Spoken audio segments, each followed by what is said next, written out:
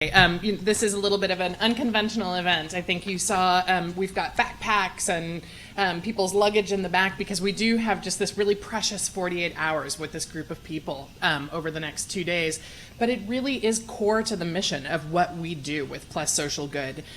Today you're going to hear from two panels, and I'm going to talk a little bit about what you're going to hear first. But what I wanted to give you before that is just a little bit of a background into who this group is and why we think they're so special and so worth knowing.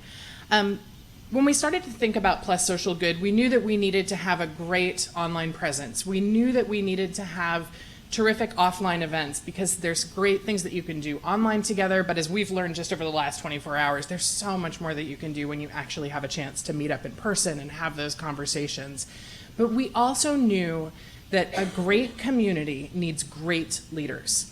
There's no way when we're looking at trying to do the kinds of silo busting that we're doing in this space, this kind of cross-pollination and cross-collaboration, that can be something that's sort of managed centrally and have any sort of scale at all.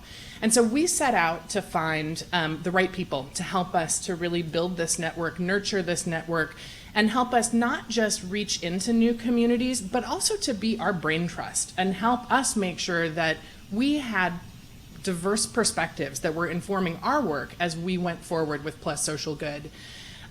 So we went out looking to find a great diverse group of people. We were looking for more than just geographic diversity. We were really looking for diversity of perspectives. We were looking for diversity in the sectors that people work in. We were looking for different regions and really just a different mindset from all of these people that when you mix them together, there's a terrific alchemy that comes together. We got more than we bargained for when we brought this group together. It's been extraordinary to have so many of them with us in the room for the last 24 hours and going on to 48. I'd love just quickly for folks to stand up so everybody can see you. If you're an advisor or a connector with us today, can you just stand up and give a wave? Excellent. Let's give these guys a round of applause.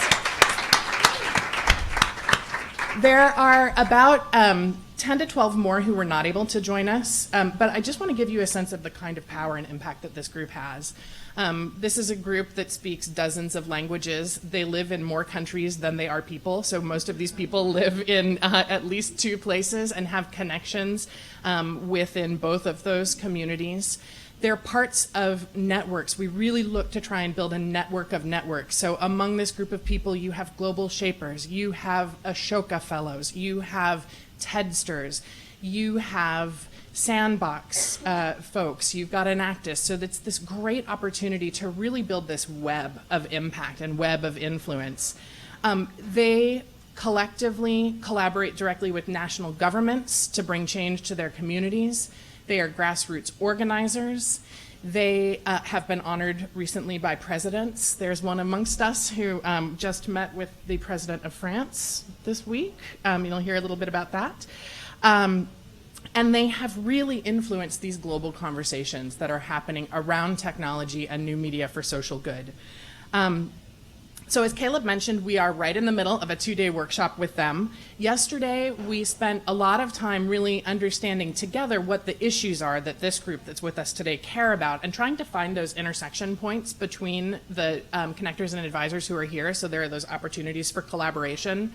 We also dove into the very tricky subject that I know so many are thinking about, which is how do you track impact and influence for something like this, right? This is the big challenge in this space is great things are happening in social media, but how do you look beyond awareness figures? And so we asked our brain trust to help us try and crack that nut and figure that through. The question that we wanted to bring you all into today is the third big question that we brought these folks together to help us think about. And it really is core around innovation.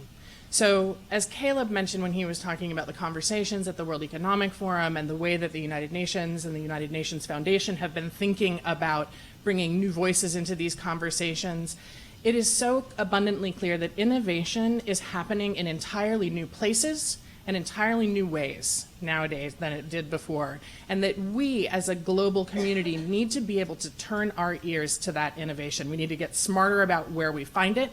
We need to get smarter about how we share it. and we need to get smarter about how we can help to scale that innovation.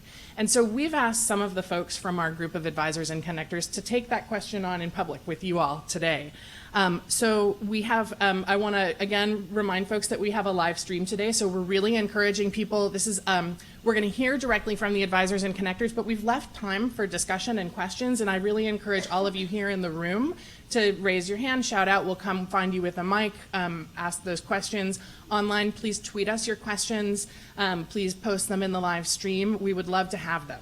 So without further ado, I want to go ahead and introduce our first panel. Maria Ressa, one of our Plus Social Good advisors, will be leading this panel. In her day job, Maria is the CEO and executive editor of Rappler, one of the Philippines' top internet news outlets. She's also done a really extraordinary thing in transforming the way that media works in the internet age in that very dynamic community in the Philippines. She's going to be joined by Tomas Dallara, Ruben Cantu, and Sebastian Lindstrom. So with that, I'll turn it over to you, Maria. Thanks.